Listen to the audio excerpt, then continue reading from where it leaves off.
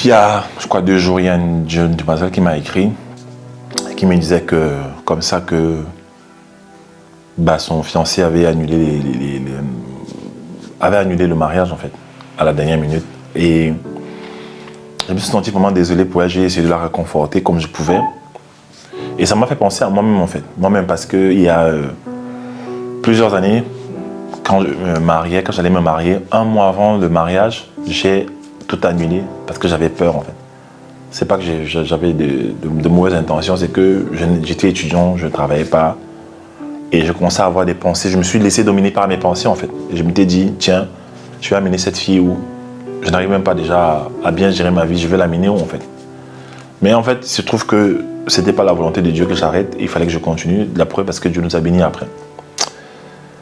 Et ce qu'elle m'a dit, en fait, m'a fait penser à beaucoup de choses. Vous savez, parfois, lorsque les relations lorsque les relations connaissent un terme, en fait, ce n'est pas forcément parce que peut-être le diable, la sorcellerie est venu s'opposer à vous. Non, parfois c'est juste que c'était pas la bonne personne. Parfois c'est ça, en fait. D'accord? Numéro 1, parfois c'est pas la bonne personne. C'est juste pas la bonne personne. Numéro 2, c'est juste que même si c'est la bonne personne, la personne peut changer d'avis et Dieu ne fera rien contre ça. D'accord? Dieu ne viole pas la volonté des gens. Dieu te dit, voilà. Et en fait, Dieu ne te dit même pas, voilà. Dieu amène vers toi quelqu'un. C'est toi qui choisis. Adam a dit, voici l'os de mes os, chair de ma chair. D'accord? La troisième raison aussi, c'est que parfois, la personne a rencontré quelqu'un d'autre, en fait. Et qui est plus intéressant que toi. Il faut pas mentir. Il y aura toujours quelqu'un de plus beau que toi, de plus intelligent, de plus stable sur le plan financier. Il y a beaucoup de critères pour lesquels les gens font et défont des choses, pour lesquels les gens viennent et partent, pour lesquels les gens courent vers toi et te fuient après. Il y a beaucoup de raisons. Mais avant d'aller plus loin, j'aimerais quand même soulever 3 questions importantes à poser à un homme ou à une femme avant d'aller loin avec elle. J'en ai parlé au Love Tour de Yaoundé. J'ai donné près de 25 éléments, si je ne me trompe pas. Je donnerai encore d'autres éléments à Paris. Mais aujourd'hui, je vais prendre juste dans cette liste 3 éléments à vous poser, à vous donner. Des questions à poser, questions importantes en fait, à poser à un homme avant d'aller plus loin, à poser à une femme avant d'aller loin dans la relation. Et ces questions-là vont être déterminantes, d'accord? La première question, c'est quelle est la vision de cette personne par rapport à sa vie en fait? Cette personne va où dans la vie? En termes de destinée, la personne va où en fait? Et c'est une question qui est une question matraque. C'est une question qui est une bombe en fait. Surtout de la femme vers l'homme. Quand la femme pose cette question à l'homme. Il y a beaucoup de femmes.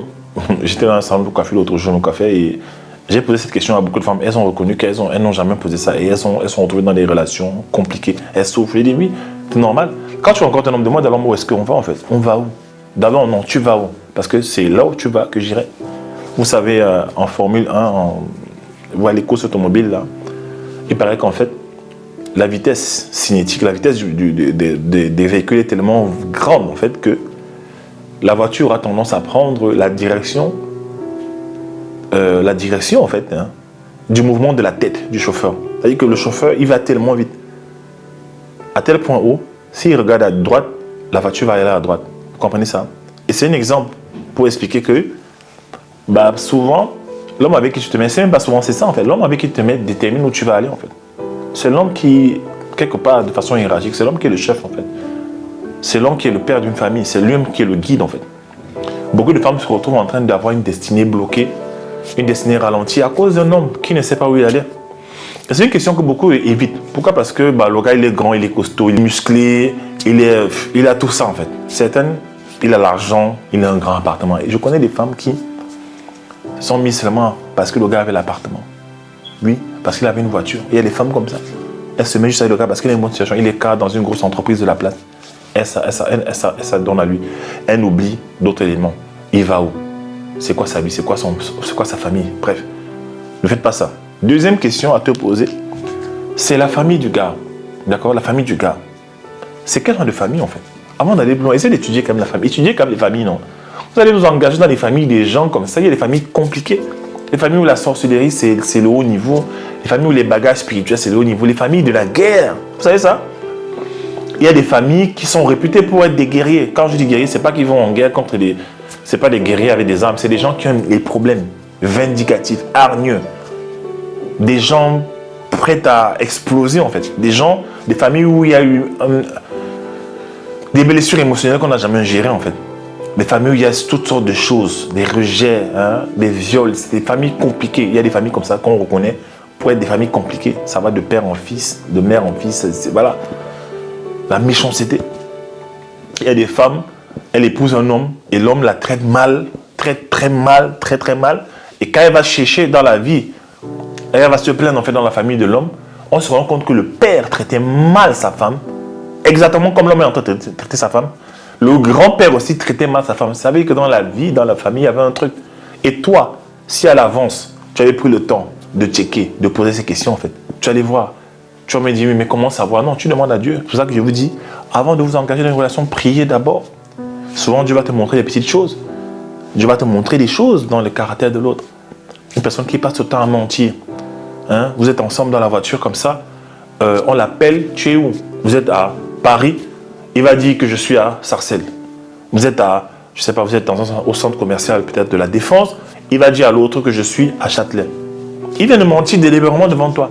Qu'est-ce que tu te dis qu'il ne te mentira pas aussi? Les petites choses comme ça, vous dites, ah bon, non, c'est rien, non. Tu dois te mettre avec un homme qui est intègre, en fait, qui a une parole, qui respecte sa parole. C'est les petites choses que vous oubliez. Après, quand ça devient chaud dans le mariage, vous tombez entre les mains des manipulateurs, vous pleurez, en fait. Vous comprenez? Il faut voir la famille de l'homme. Ils sont comment? C'est quoi leurs valeurs? Il y a des familles où les valeurs, c'est l'argent à outrance. On accorde de respect aux gens seulement selon leur statut financier.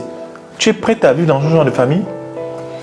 Si toi, en tant que femme, tu es dans cette famille et que tu ne produis pas, ça peut arriver que les premières années de ton mariage, tu ne produises rien en fait. On va s'en moquer de toi.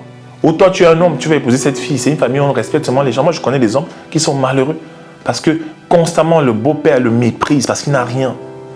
Il doit toujours être en train de prouver. Il ne dort, il n'a pas de sommeil la nuit parce qu'il doit constamment prouver qu'il peut s'occuper. Il peut. Alors, quand le beau-père arrive à la maison, c'est compliqué. Il faut montrer que ça va. Il y a des gens comme ça. Eux, ils ne respectent que les gens qui ont l'argent. Et tu sais que c'est comme ça que la famille, cette fille, même si la fille est sincère, finalement, les parents vont avoir raison d'elle, en fait. Bah, écoute, est-ce que tu es prêt à t'engager avec ce genre de famille, en fait? La famille où c'est ça, c'est l'argent ou rien. Et tu n'as pas encore l'argent. Est-ce que tu es prêt, en fait? Il faut réfléchir. Troisième élément qui est important de regarder, c'est l'argent. Hein? L'argent. Quel est le rapport de l'autre à l'argent, en fait? Pose des questions. Comment est-ce qu'il gère l'argent? Est-ce qu'il est le genre de personne qui, dès qu'il a l'argent, il claque tout? Ou alors, il met de côté? Est-ce qu'il est le genre de personne qui investit son argent dans son potentiel? Il faut voir ces choses. Est-ce que le genre de personne qui, dès qu'il a l'argent, il est fou, il sort, il revient seulement à la maison le jour où l'argent est fini? Est-ce que le genre de personne où, quand il a l'argent, il oublie qui il est et l'argent commence à lui dire où aller dépenser, en fait? Le genre de personne qui redevient lucide, en fait, quand l'argent est fini. Est-ce que ce genre de personne, si tu vois ça dans les relations, c'est chaud? Est-ce que ce genre de femme qui, dès qu'elle a l'argent, elle va s'acheter des chaussures de marque, elle ne paye pas son loyer, elle va t'acheter des chaussures Christian Dior, elle va s'acheter, acheter. Après, c'est toi qui dois encore venir régler ses dettes. Il y a des femmes comme ça, elles sont avec un gars, tout le temps, elle a les problèmes. En fait, c'est une dépensière au trans. Est-ce que tu peux supporter ça?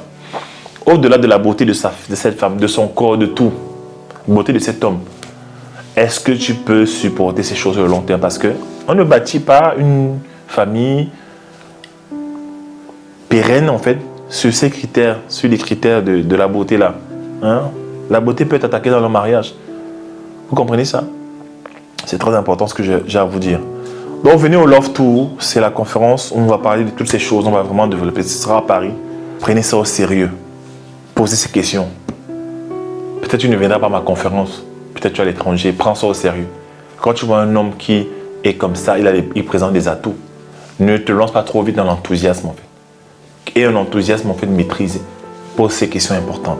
D'accord? Si tu veux savoir le reste des questions, tu veux qu'on aille en profondeur, viens au Love Tour à Paris. C'est le 16 novembre. Nous allons passer à un autre niveau. La formation des talents aussi commence le 29 octobre pour ceux qui veulent passer à un autre niveau dans leur potentiel, dans leur destinée, connaître la raison pour laquelle ils sont sur la terre.